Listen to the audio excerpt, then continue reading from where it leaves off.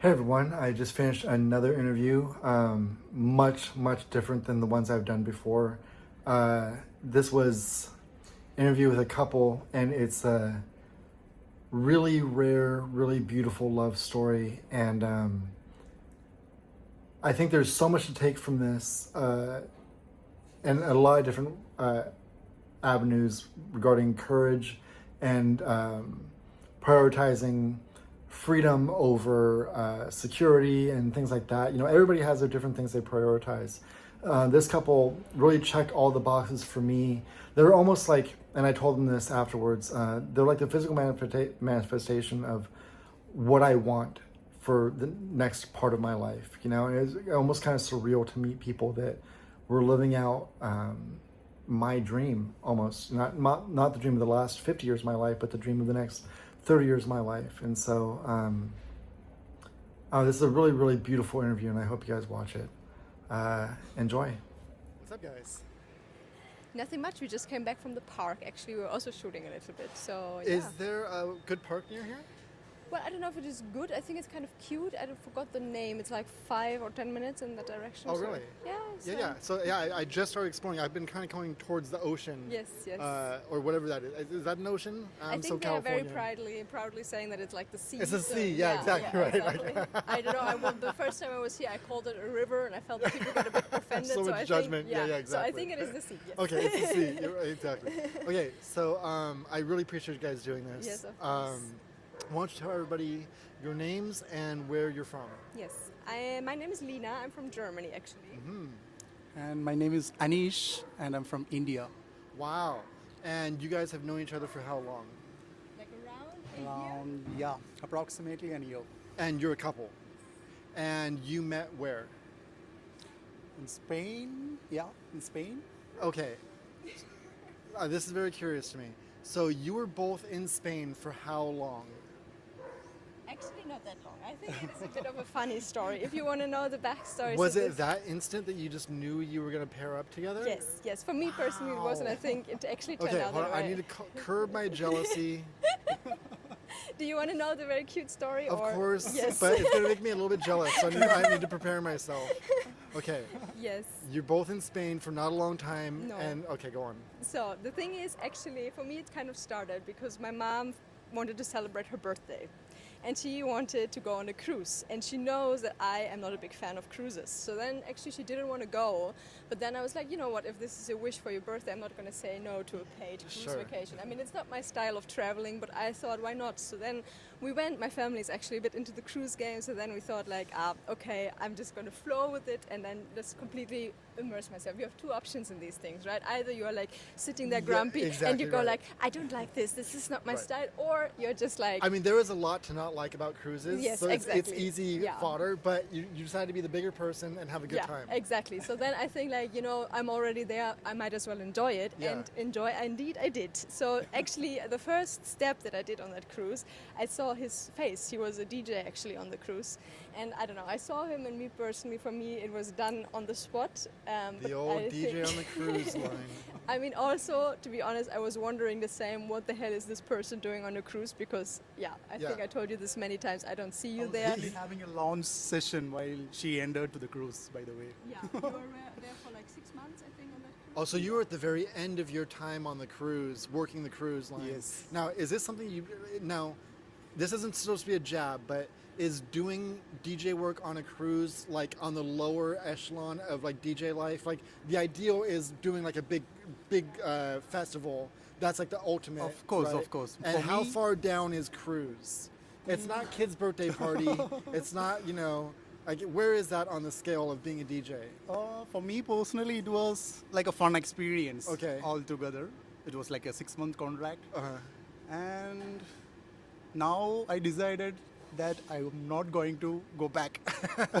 And even she actually doesn't want to send me back to the cruise life too. Well, yeah, that's like going in the military, getting gone for like 6 months, right? It's too long. Yeah, and I mean, I think for us then, like we kind of, I think pretty much immediately fell in love on the spot, like on that cruise, and we had just 1 week together actually while being on the cruise. So kind of. You saw her also and said, "This is it." You guys just had that thing where you like the. Initially, on the first moment, it was her who saw me and I was playing music in a lounge session. Yeah. And then later on, we met in the club. That's but where but you made the meeting happen. It was no accident. It was all planned, I guess. Yeah, exactly. Very I think, diabolically. yeah, the German planning inside of me was like, yes, let's go. I don't know. I had this weirdest feeling that I just wanted to get to know you, and here we are. I think on the cruise, a lot of people, of course, have like hookups and a lot of like kind of like flings and. Well, you also didn't know that was the end of his time. No, so it you was were not, playing it was not the end. So actually, it was like that. We had 1 week, and then I don't know. I think we were both pretty much captivated by each other and we're pretty much in love. So then actually we had to go long distance because he was on the cruise and he was then going from Spain all around Africa and going to Dubai. Hold on, rewind. Did you ditch your mom for this whole week just to be with him? No, I didn't sleep at all actually, kind of like... You did double duty. Yes. It was like, really crazy week actually. So we were traveling then from like Hamburg, actually Germany, all the way to the Canary Islands. So then we had that 1 week together and it was a bit hard because I think, we both knew that, I don't know, for me, I knew this was it, kind of. So then I had to fly back to Germany, though. So then he was on the cruise, so it's also not very accessible. So kind of we were talking on the phone every day and just talking for, like 3-4 months, actually. Wow. And then, I don't know, I think for us it was actually this really great opportunity because normally I feel like you get to know someone by constantly meeting and you go on dates and you do these kind of things, and all of a sudden it was just face to face and it was just us. There was no external factor, so it gave us kind of like the opportunity, I think, to get to know each other. Well, it's like old school courting where it forced you to go slower. Yes. And because a lot of times you meet and the passion's so hot that you hit like this this peak and then it burns out so fast too. Yes. As fast as it starts, it stops. And so this was a natural way for you to slow it down. I mean, it was also the only way possible because I couldn't just go back on the cruise, right? So then actually, at the end of the contract, though, it was possible that I could join for 1 more week. So actually, the last week of his contract, I flew to Dubai. And then we did 1 more cruise, and I was like, my family was mocking me so hard, you cannot imagine. They were because like, you're going on a cruise. Yeah, and then they were like, haha, now you're the first one to go on the cruise again. And then they were like, you were the one who doesn't like it. So then, that was that. So, I don't know. And then we were in Dubai and Qatar and those places. Yeah, Abu Dhabi, again, a direction where I would normally not necessarily travel to personally, but it was fun. And then here we are. After that, he was free, and then we are traveling, and now here we are. let's kind of let's put a little period there. You were born in India. Yes. Your whole life you spent in India. Not all life. I was like here and there. I was there in Dubai for a while. I was living there for... When you were little, or... I mean, Sorry? your youth, you were all in India. Yes. Okay. Yes. So that is now, everything. from what I've heard, I'm planning on going to India very soon. Oh, nice. And so, from what I've heard, there's wildly different parts of India. True. As far as economics and quality of life, correct? Same thing with the DJ scale. Where were you India scale as far as like, were you in the huts or were you in the palaces or somewhere in between? Maybe somewhere in between, still evolving. So did you have, now there are sort of middle class in India where you do have, it's like a gated community, and is that sort of kind of where you're at? Where it was, No, I'm purely from a village. Your village of Italy. I'm purely from a village. So let's talk about that for a second. So what sort of expectations did your parents put on you as you were young about success, education? Was there any talk about you must go to college, you must succeed, you must be a businessman or anything like that? Was that ingrained in you? Yeah.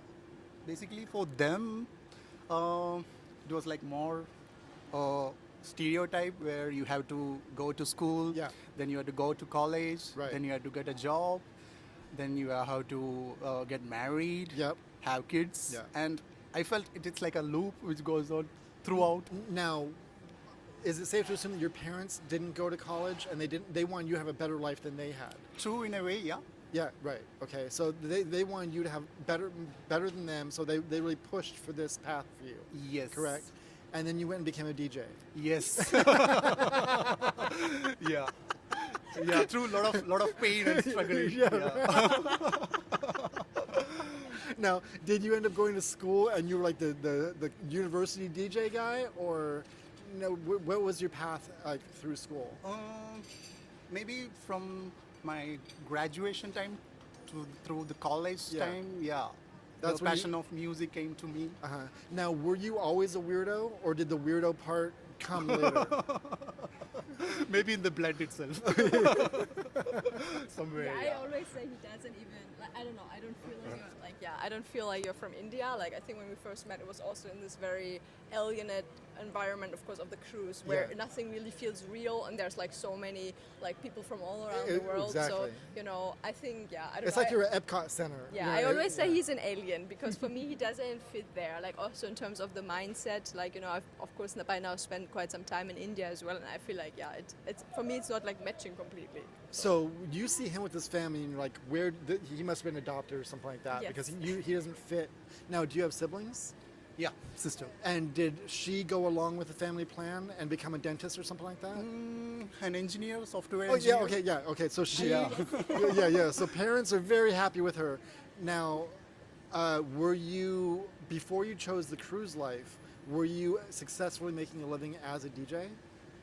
Is there DJ work in India? I mean, weddings are huge there, right? Kind of, but I'm not into commercial music. So if you play commercial music, especially Bollywood style of music, you can make a lot of money. But you of course, you reject that because you'll make easy money. You want the hardest route I possible. used to. Initially, when I started, I used to play Bollywood and I used to take birthday parties, wedding receptions, Yeah, and yeah, all yeah. these things. Uh-huh. Then, in a point, I realized that this is not something meant for me. This is not where I feel truly enjoyed. Sure. So, yeah, then I took a deviation from there. And Maybe- then did you start doing like rave type stuff, or what was your path? Now, did you say to yourself, "I must succeed at this for yourself," and to like say "f you" to my parents and say, "I told you I could do it" type of thing, or did you have a drive in you that you really wanted to succeed? Of course, there is a drive, and even now, that drive is actually taking us so far. Yeah. Yeah. So how long until you could tell your parents, "Look, I'm doing it. I'm successful. I'm making a living." For them, being successful is almost like having a secured job, having a family, having kids. Yeah, right. Of course. Yeah, of like course. typical. So until you're doing that, you're no matter how many millions of dollars you make, you're not successful until you have a family, and things like that. True. Right. Okay. So this is what in the last year is when you guys met, correct? Okay. Germany. Same thing. My ex-girlfriend's from Germany also, by the way, so I'm a little bit triggered right now. The accent is just slightly making me a little bit nuts. Tell me about your childhood in Germany. What part of Germany? Northern part. Uh-huh. Yeah. And strict parents? I wouldn't say so, no. No. Actually, very supportive parents. Like, my parents are coming more, like, also, like, middle class, I'd say, like, definitely. And it's more, I feel like I ended up, like, also in the creative field. I think, this is also what we are bonding over. Of course, a big part, like, that we are both in the creative industries, kind of. The struggles and the beauty of it, of course. So, my parents both are creative in their own way, but they actually have, like, very technical, very, like, kind Sure. of, like, different kind of, like, jobs. Very secure with tenure and Yeah. everything. Right, So, right, right, like... right. I don't think they maybe fully understand all the time what I'm doing, but like super. What are you doing? I'm a freelance color designer. A what? Color designer. Oh, really? Yes. Wow. So I'm freelancer in that. So I think sometimes, as it's not like the most usual thing, like your reaction I get all the time when I say color design. So Well, it's such a niche Yeah. job. Exactly, Yeah. and I think they're really proud. Maybe they don't get it all the time, but supportive all the way. Were you a typical like paint artist when you were younger? Or? I mean, I think I was always drawn to the arts. I would never say that I pursued painting or anything like But that. where Yeah, did the your creativity? where did your understanding of color come from?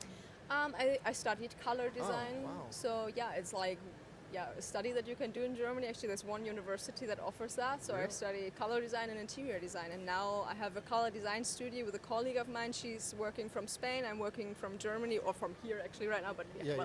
So And so you're able to do what you do remotely. for the for mo- parts, yes. Yeah, uh-huh. Other parts, I need to be in certain places. Like we have events all around the sure. world, kind of. So I need to travel a lot. But then if I don't have to be somewhere, then I can be somewhere. Anywhere.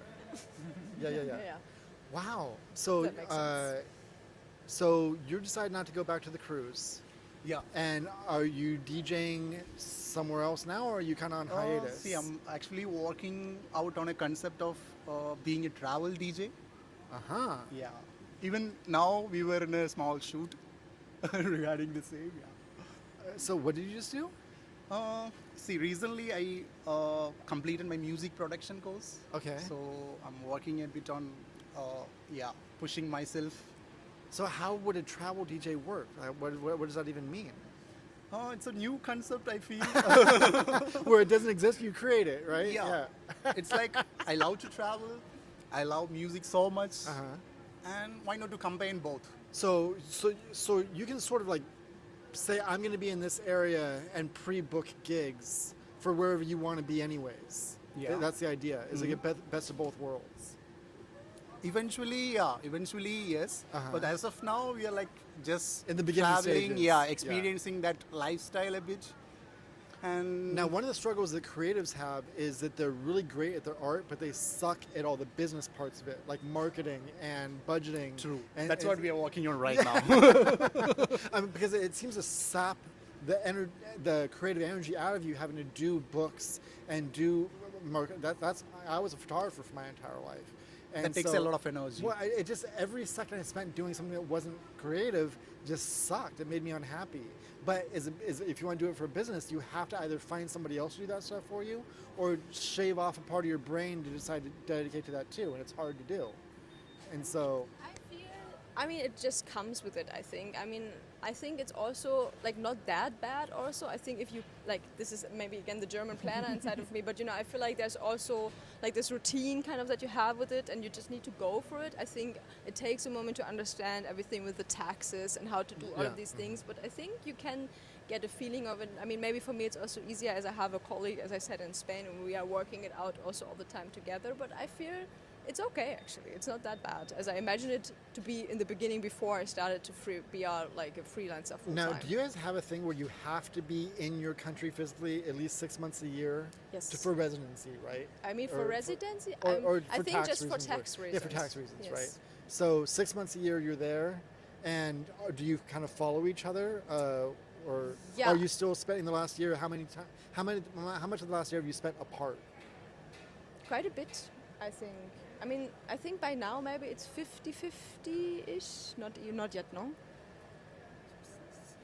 60-40 maybe, 60 apart, 40 together. I think, yeah, it was for me, of course, as I have a very privileged passport. I think for me in terms of mobile and like currency and like, you know, like Yeah, these sure. kind of things, for me, I think it was much easier. Like I obtained like an India visa very easily. Oh, wow. So now for the next 5 years, I can go 180 days per year to India, which I got In a row or 6 like months at a 90 time? days Yeah, in a row, and then yeah. 180 in total. Exactly, right. So for me, that was super easy actually yeah. to obtain. You just click. You don't have to prove anything. It's the privilege same. of the Same from Yes. US. So I think the story here is a bit different. So I think for him it was just like harder. We tried actually to apply. So the Indian passport doesn't have as much power. Much power, yes. Really? Yeah. 'Cause the girl I was talking to yesterday, who's from Istanbul, she said they can't go anywhere. They're stuck. Even Istanbul has some sort of power. Well, they're trapped almost. So it's tougher for you to go. As an Indian, yes. Why though? I thought India would really. No. I mean, if you compare it, like seriously, I've done more research. I think by now maybe I think it's just so hard. It's basically the opposite. I think as like from let's say just generally like a lesser like privileged passport, you always have to prove your financial stability. right. You have to give so much more proof of all of the things, even that you are going to leave the country. When are you going to go? Like to prove all kinds of things. Whereas I think for you it's the same. Probably we never face any barriers. Exactly They right. don't doubt that we go back to our home countries. Right, yeah. Because they're so arrogant that they think, Well, you want to go back. that's the main thing is they're afraid of you leaving and just staying and overstaying your visa. Yes, that was actually one of the reasons, for instance, why the latest visa was rejected. Right. Which I think is also showing the political atmosphere in Germany. Possibly, I don't know if we want to tap into that, but yeah, that is there. So Wow. Real quick, how old are you guys? I am 28. 28. Yeah, I'm 33. 33. So 33 in Indian math is like you're 87 because you're not married and have kids yet, right? Like you're real late to that game, Yeah, correct? true. Now, I don't want to put any pressure on you. You can say skip if you want, but are we thinking about getting married? Is that something you guys want? Yes. Okay, all right. So I can move forward with this line of questioning. Uh, have you guys been married before? No. No, you never even thought about it. Like that's the furthest thing that you ever thought about doing. Actually, for both of us, actually no, I think, until we met. Right. I mean, that's a beautiful thing, though, because it is kind of awkward. You know, I'm 51 years old, and I was married for a long time, and I have a grown child, and it really sucks being older, and you don't get to have all that new stuff all over again, because everybody you meet has been through the ringer, you know, in a million different ways. And it is kind of beautiful that you guys haven't done any of that or have to deal with ex-wives or ex-husbands or kids or anything like that, and you get to start fresh after already being established. That's sort of the dream, right? Is to get all your shit together and then meet somebody that you love and then kind of go off together. Okay, so now, where would you live? Good question. I mean, is it not India, not Germany? It would be someplace else. Have we discussed this? We don't actually have a clear clarity yet, but we are thinking of Georgia. And from Really? here, we are flying to Georgia basically tomorrow. Check it out. To check it out. To have that taste and feel. What is it about there that you feel would make you guys happy? The nature is one factor, and even musically, the style of music I'm following, it has a kind of good scope there. Geographically, it's between us. Yeah. So it's an easy trip to go either way. Yeah. Yeah. Even visa-wise, comparatively easy. Again, for me, it's very easy. I think I can even spend 360 days without anything there. Wow. So as far as I understood, yeah. I mean, I think by now I have spent quite some time in India this year. I mean, we are sometimes thinking, of course, also about living there. I'm not sure. So I don't know. Do you like it there? I do love it there for sure, but to live, I don't know. Yeah. Right. But I think both of us, we are more like the moving around, not having a base. Like both of us, neither of us has like an apartment. Yeah. Like we are basically both very free, as we both also have jobs that you don't are You're- not you're that not much tied bound to down. Yeah, anything. We right. both don't have apartments. We don't have a house. Like yeah, it's very much free flow. So we don't know yet. Where would you go if you Well, were us? So From what you've learned so far, let me ask you back. I'm in the second month of that. So Yes. I've lived in Southern California my entire life, where the reason people spend so much to live there is because there's no adversity. The weather's always perfect. Where I live, there's no crime. You know, there's no bugs. There's no hurricanes. There's nothing. You have to find trouble there. You know, but as a creative person, I mean, I stayed there for the last 20 years because of my son, you know, and I never really thought about ever going anyplace else. But as he got older and as he became more self-sufficient, my mind started to think, wow, I look around and I don't jive with this place at all. So then I started to think, where would make me happy? And I've never lived anyplace else. So this is my first stop. The first stop. Yeah, really? well, I mean, I spent a month in Colorado. I have family in Colorado, which is basically a different country than California in a lot of ways, you know. But this is my first stop, and then I was supposed to go from here to Kathmandu, but this is only my like fourth conversation in English in the last month, and so it's been super lonely for me. I didn't know there's gonna be nobody who spoke English here. Yeah, you know? yeah, And it's so I tough. thought if I go from here after no conversations here to Kathmandu and it's me and a yak, I'm not going to make it. You know what I mean? And so I'm going to go to Italy. Yeah, also, I mean, we picked up your vibe immediately, and I could tell from the get-go that you're American just because you're so open. And, like, you know, I love that so much about Americans, actually, that, you know, you can always just have a chat, and it's not that complicated. Well, that's the hardest thing about here is, like, so I was really, really unattractive for my entire life. And so when you're unattractive, you just aren't an option for most people to want to talk to you. You know what I mean? You have to be really good at something. And so I became funny and stuff. But here, nobody looks you in the eyes. Nobody stops and chats on the street. And so I started feeling really ugly again for the last month, which is not fun, you know? No, you are shining. I felt we had that feeling. No, you even said like, people are more friendly. I think we had that first interaction with you. Yes. On the other side, it was completely Oh, different. well, that's what I'm saying. I spent the entire last month on the other side, Yeah. where it was just eyes down, nobody talks, Exactly, true. and every interaction was some bullshit scam, you know. And the saddest thing too for me was that people were walking by, hey, and then you go, hey, do you have a light? And after the third person came up, it's always, hey, where are you from? Oh, I've been there. Do you want to go have a beer? And it's just a scam to get you to go buy a beer at the place that they want. And everything was so disingenuous. So for me being so open and spending a month having no connection with anybody, it was really sad. And so we'll see how this next month goes. So I'm here for another month. But I still think I'm going to go to Italy next. But then I do want to go to Kathmandu, and then to India, and then to Peru. I just want to, Amazing. yeah, But right. also English-wise, but difficult. It's gonna be rough, right? So I need to build up my, hypothetically, I would meet somebody and we would know we love each other right away, and then we'd go to Peru together, right? But I can't ask for that because that repels it, right? That's the trick. Anyways, yeah, that's what I'm looking for. I'm looking for where it makes me happy, because there's this strange thing about being from an affluent place like Southern California that you're sort of like a baby for complaining that life is too good, that like you're like taking it for granted. But there is something like being a creative person that adversity makes you a better artist. It makes you work harder, and there's just no adversity there, And so the person who you admire most there is the guy who's on the beach being a bum, doing nothing. That's like the highest ascension of success, is being a bum there, and I don't want that, but then the other problem is that anybody who's really creative is either on drugs or a drunk or a crazy person. So I can never really find somebody who like me, who was creative but wasn't a disaster, and so I've been kind of lonely for the last many years, looking for somebody to turn me on. So that's what I'm looking for. And not necessarily in Istanbul, but I'm trying to take little pieces of what makes people happy here and everywhere I go to see what feels most like home to me, That's why I'm curious why you would pick Georgia, because to me that's like such a random place. I mean, we can report back to you. Yeah, well, yeah, I need a follow-up report, We didn't actually make our mind yet. Yeah, Right now we are traveling to have that experience. sure. Even their language is going to be a bit difficult. I think so heard, too. yeah. And so have I ever even been there before at all? No, actually we haven't. But I think our plan, I think we both, as we didn't have a home base in a very long time, Yeah. neither of us, where you really live somewhere with Yeah. your things. Yeah. We didn't really have that for quite some years. Yeah. So we are both craving that. We've met now and we are both flexible, but then the world is so open. And this is, of course, again, kind of like a privilege problem again. Where do we go? Where do we want to settle? So I think we are just trying to figure it out right now. So Well, isn't it interesting though that when you do finally really truly fall in love with somebody, you do want to have roots, Yeah. right? Because eventually you want to have a family, and you don't want your baby to be in a backpack, I mean, maybe.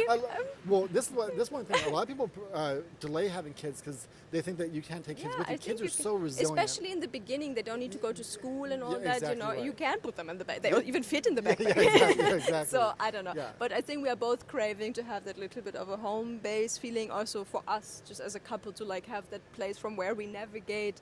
And because I think for my job I travel also a lot, so I feel like it would be so nice to have Have a home base Yeah, to go back from to. where I can go somewhere. Yeah, right. But I think now next is up Georgia. Then we are going to Azerbaijan.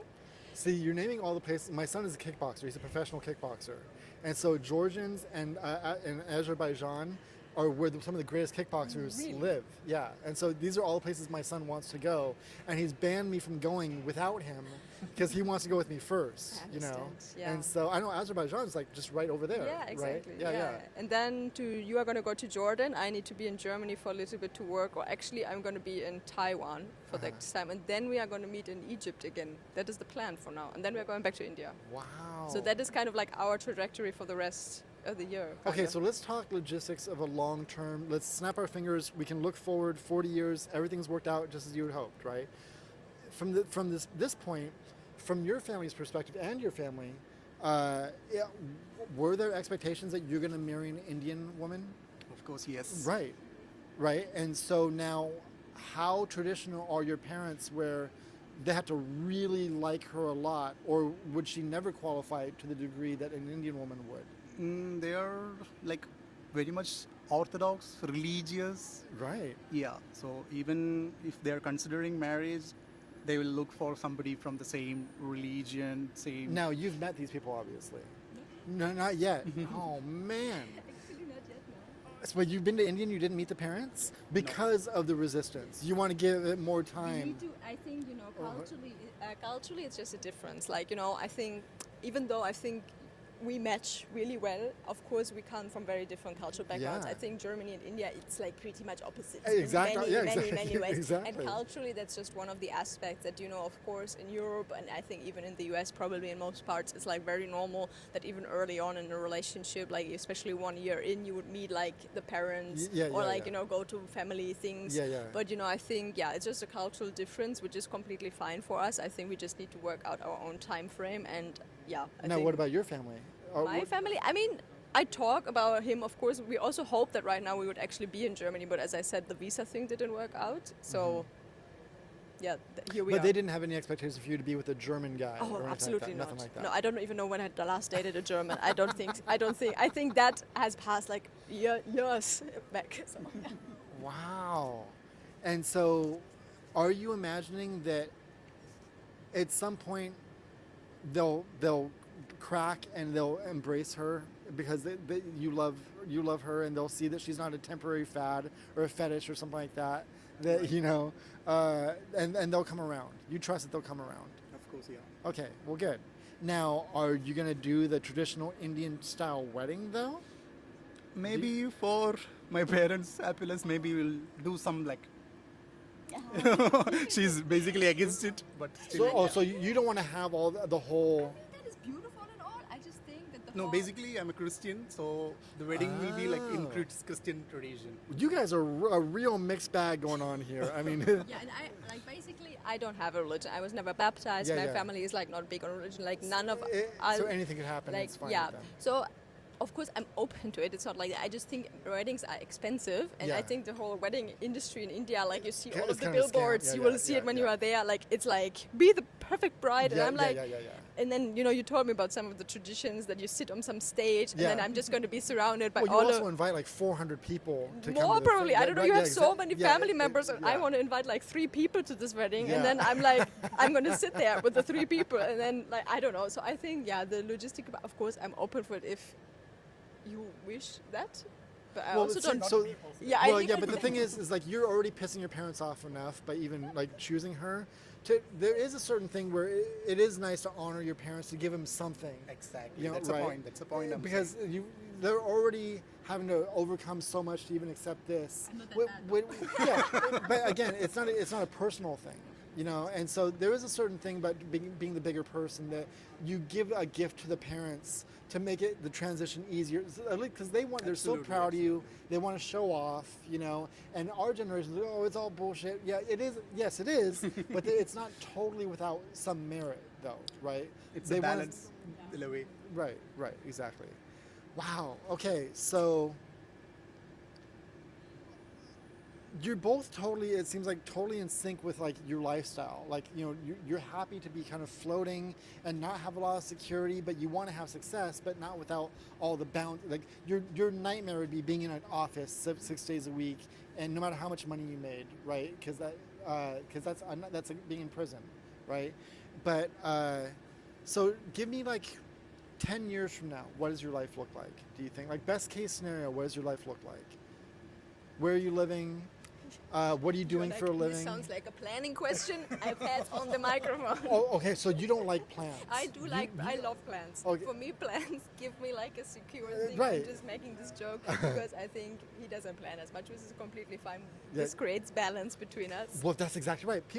This generation now is trying to find people who agree with every single Yeah. part of them, and that's so boring. You need to find somebody who challenges you Yes. and balances you out, right? That's what the Yes. dream team. I mean, I'm so proud of you for having to-do lists the past couple of weeks. So I think, and then me trying to flow a bit more. So I think there's a balance happening there.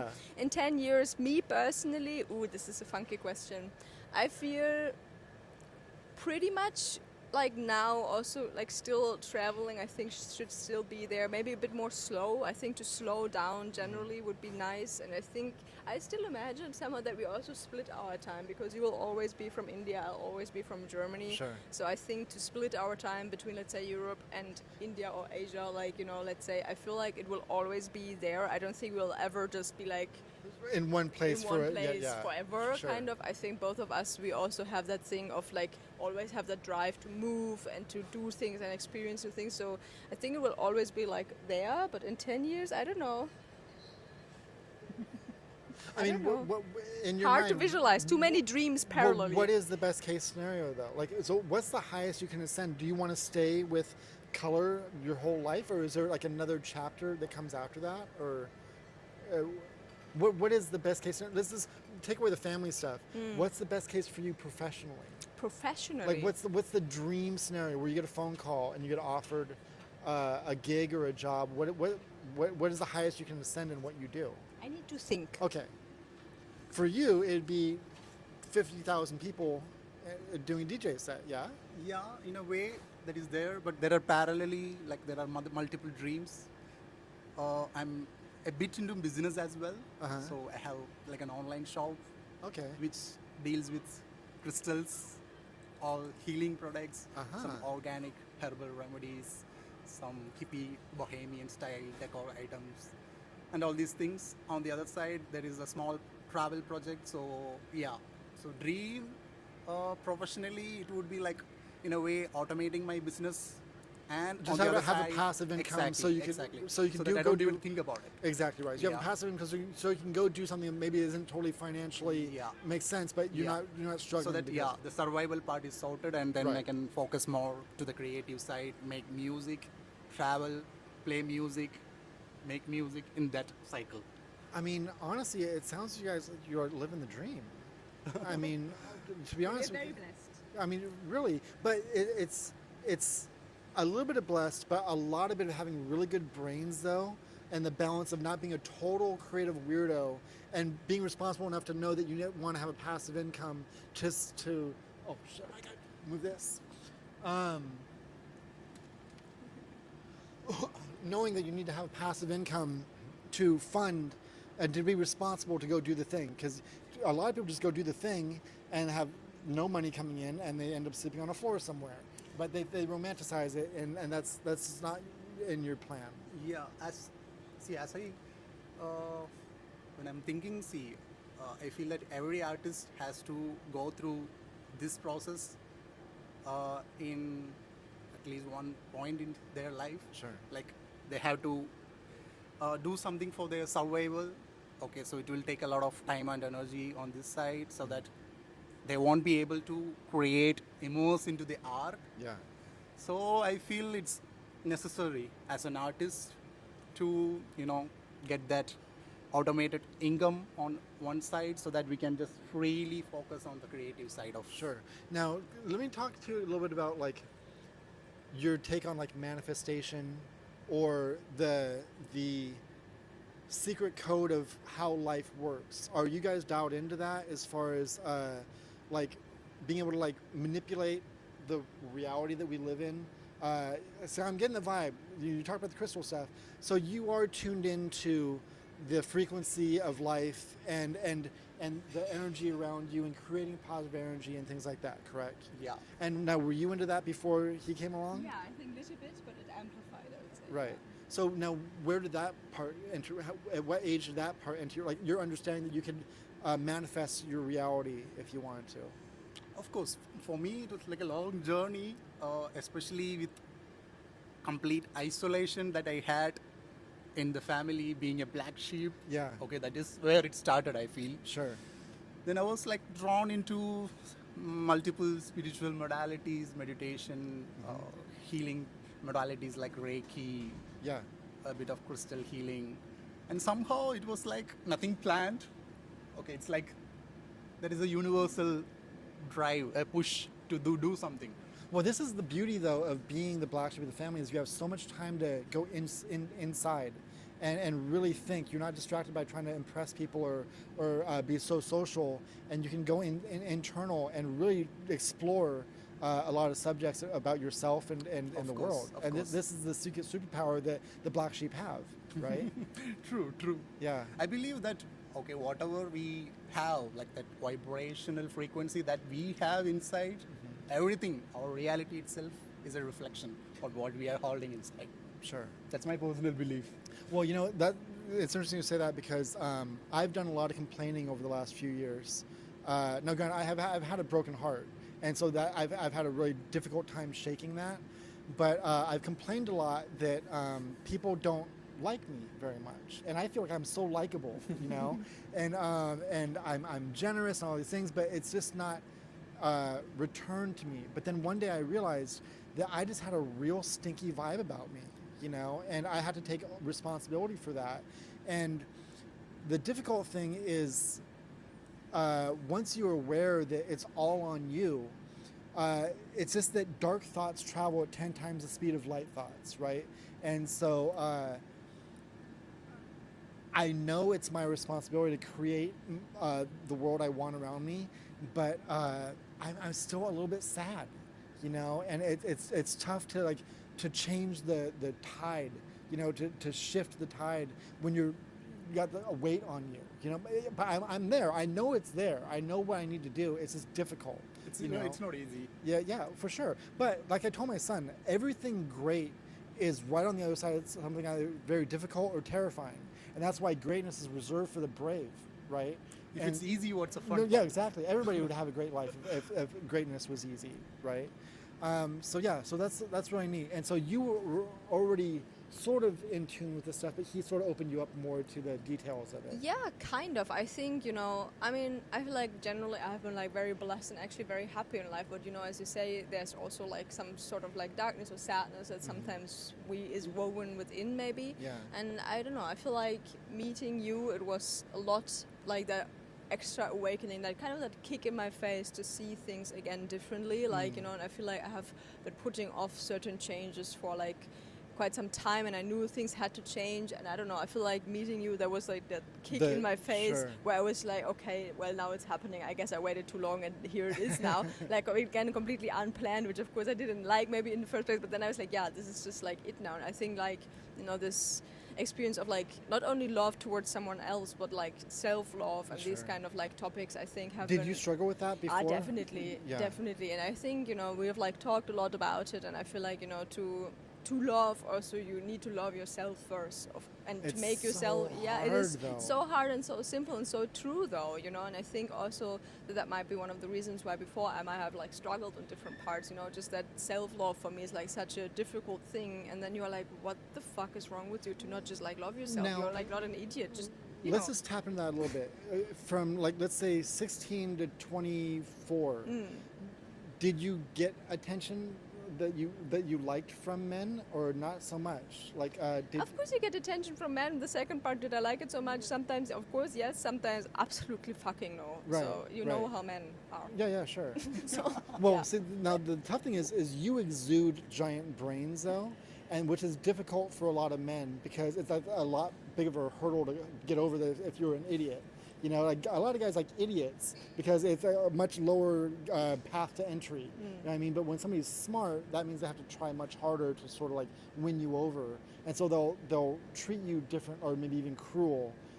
Because you make them feel stupid or something Yeah, like that. I mean, right? I've definitely been through some toxic shit, let's Yeah, say, yeah, right. and like some bad experiences. So, I mean, I do also think that a lot of women experience these kind of like things, unfortunately. But I think it's like, you know, I think it then reduces the love for yourself as well, you know, especially if people who are supposed to love you or pretend to love you or say at least that they love you, then treat you like very poorly or Yeah. something like that, or even like strangers who treat you poorly. Of course, you start to doubt yourself, like, am I worthy of love? And I think that is like a Right. big struggle for myself, which I am trying to change. So now, are you even at this point? Do you still find yourself like, he's too good for me? Definitely all the Right. time. I don't. I also think he's too pretty and too cute and too everything. So like, yeah, I mean, I know it's stupid, and I know that this is like an equal thing, but sometimes I of course catch myself. Well, thinking it's that, very, very difficult. You can't just snap your fingers and undo years of wiring that you've been told or made to feel a certain way. Yeah. You know. But that leads me to my first question though. What was so powerful in that moment that you saw him, that all that doubt and you had the confidence to go make this happen? What it was just perfect, or I don't know. I think in that first initial interaction was beer that made me very confident, to be very honest. Let's be honest here. So, but no, I think that was just, as you just described, also this vibrational feeling that I felt from you. And I you just felt the tune. Yeah, and I don't know. I feel like your energy, for me personally, just like was something very powerful. Maybe it sounds very cheesy, but it was just how it was and how it still is today. So Now let's go back to your origin story.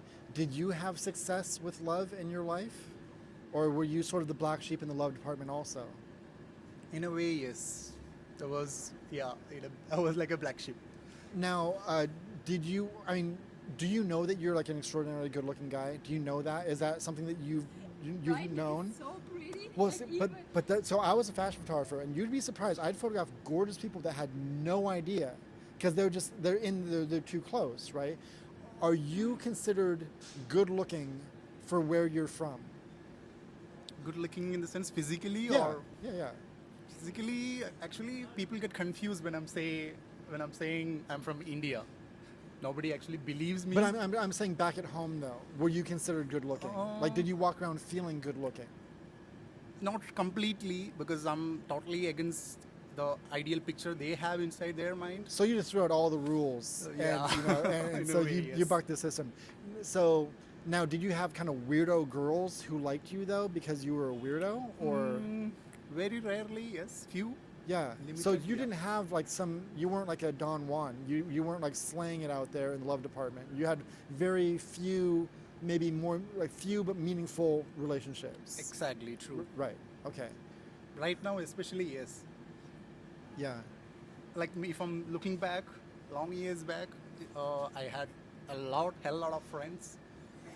Right now, it's more about quality Yeah. instead of quantity. Sure, sure. Well, that's getting older too. You know, you start to thin out, and then people have their own families, and you see them less and things like that. And I think that's a natural thing when you hit like your 30s, is that the numbers dwindle, but then the quality increases. Hopefully, right? Absolutely. Yeah, yeah. I want you to describe. Let's say you're 18 years old, and you're just starting to look at the world and become an adult. Describe to me where you're from, the picture of the most successful person you could imagine for where you're from. What did they look like? What did they drive? Where do they live? What does that person look like when you're 18 years old? When I was 18, it was like I was thinking more in terms of maybe financial side. Right. So was there a rich guy who lived near you, who you thought that guy's the ultimate winner? Was that a thing in your mind? No, there is no person as such.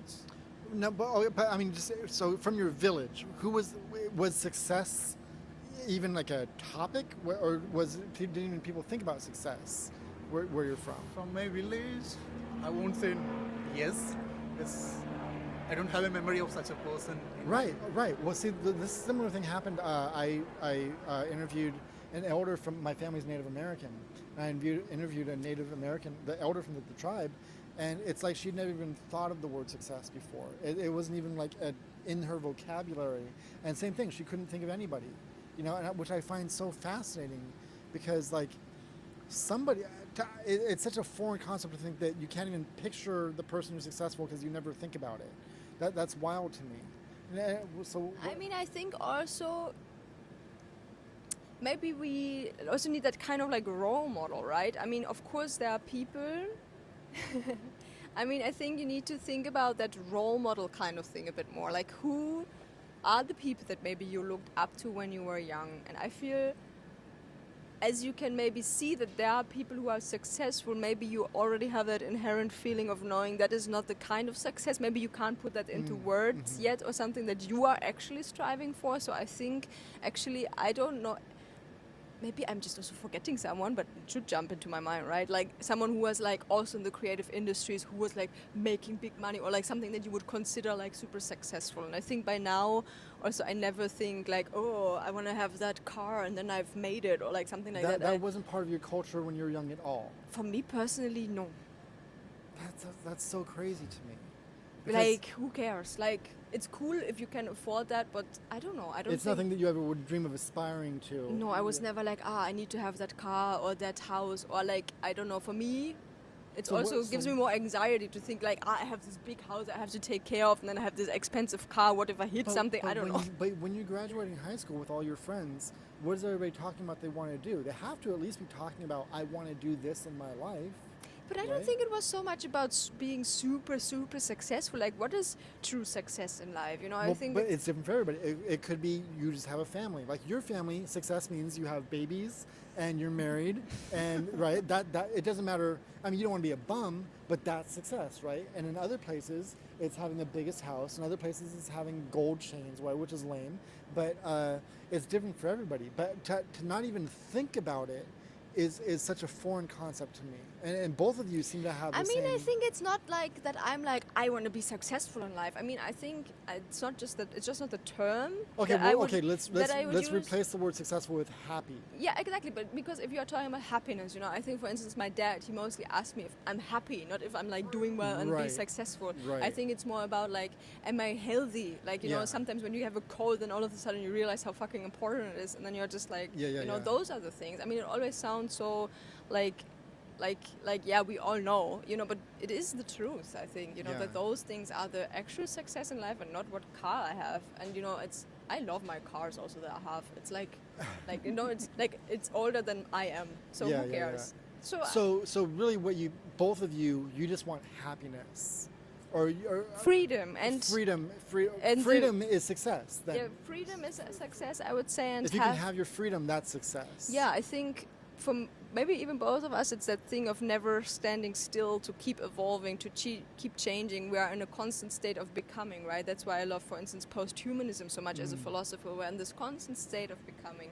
We are constantly changing. And I think this idea to stand still, I think for me that is more the nightmare. So this idea, I think, of success, how it is traditionally viewed, you have this thing of like, once I have a house, once I have a wife, once I have a kid, once I have this business, I'm the CEO of this, then you have made it, then you Yeah, are yeah. done, and then you have checked all of your boxes. But then, like, you know, you forget how much maintenance it takes to take care of your Well, house, that you need to put yeah. a lot of energy into your Well, relationship. that's where I'm from, and you know, Jim Carrey famously has a saying that I wish everybody could get rich and famous so they realize it doesn't solve any of their problems. Yeah. That's where I live. People have all the money and all the stuff, and they're miserable.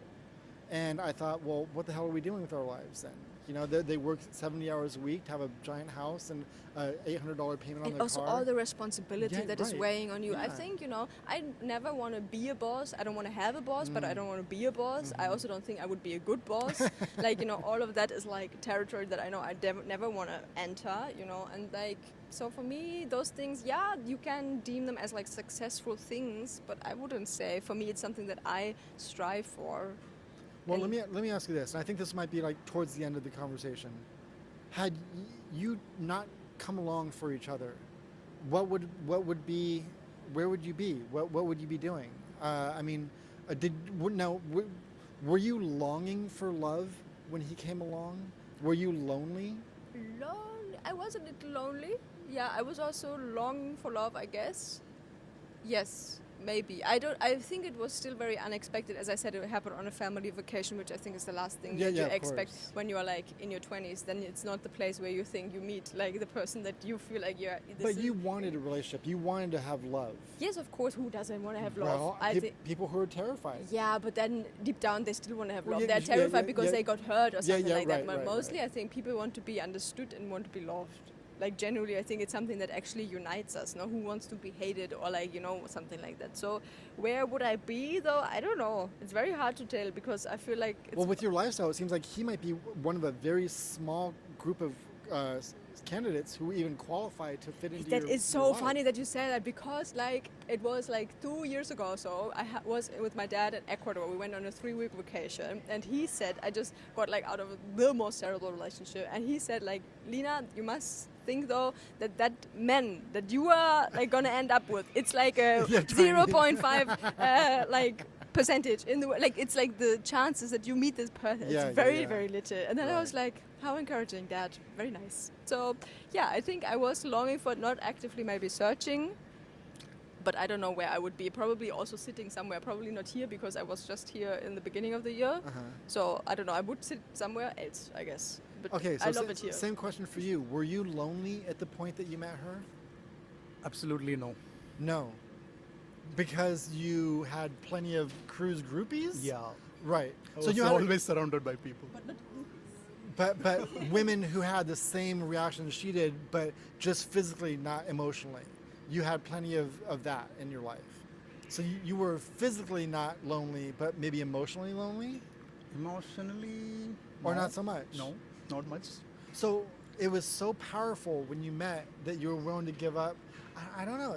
I'm just so fascinated by this. Like, whether it's just timing was everything, that you just met each other at the exact right time, or just said yes because you could have just blown each other off as a fling. You know, there's so many different factors that led to the combination of you guys. I guess I'm trying to build a puzzle for myself. You know, I want to increase the odds for myself because I hate being alone. I hate it. I have so much love to give, you know, and I have nobody. But you have someone, no? I feel like right now, for instance, to be honest, this interaction has been so lovely, and I felt your vibe from the beginning. Yeah, you know, you were so open, and I don't think necessarily love needs to go towards a partner. Yeah, but kissing is really fun, you know. Well, that is there, but you know, I think like I think for most parts, especially in the beginning, our love grew without the kissing, and I always hated long distance relationships. As I told you, basically we saw each other for 1 week, and then 4 months it was apart. Yeah, So- but you banged out a lot of physical in that for that 1 week to. But actually, I feel like it was very different than what I expected. It was more like, you know, we like also like talked really like a lot. I feel like during those nights we were just like chatting about the universe basically. Yeah, sure. So it was not even like that. So I don't know. I feel like there's But so naked talking about the universe. I just feel like there's so many different ways of love. So I don't know. I don't know. Huh. But you weren't lonely. You didn't feel like you had a void in your heart when she came along. Like it was truly a surprise for you to have the feelings that you had. No, No, there was no void. there's no void. Well, that's wild to me. That's wild. But okay, so let me ask you this then. Did you have a void of people that you connected to in the same way that you two connect, where you found the thing that you didn't know you were missing? Because you might have a lot of interactions, but not on the same vibrational level. And then all of a sudden when you had it, you're like, wow, this is the thing I've been missing all this time. Where I might not be alone, but I didn't have this. And it ascended to a different level. Yes, Right. it's there. Like Right. a lot of factors. She's actually, even for example, as a typical example, the training I'm going through right now, she's actually making me more responsible for things. Sure. She's making plans for me to like, do list every day. Typical German. Yeah. Till that, like I was like more like a flying kind Yeah, of person. right. I never had Well, plans. well, it's nice to have somebody rein you in a little bit because they actually make you better at what you Absolutely. do. Right? I can feel that Yeah. through the journey. Well, and you have to be open to receiving and admitting that maybe you weren't doing the best you could do. And that's the ideal partner, is somebody who brings out the best in you, right? And challenges you to like break down your walls, your preconceived ideas of what things should be, and you go along with it. And that's a testament to like how powerful your love is. Well, I love both of you a bunch. I'm so happy to have met you, and you've really given me a lot of inspiration and hope for myself. So I really appreciate you both a bunch. Thank you for approaching us. Yeah. Thank you so much, you guys.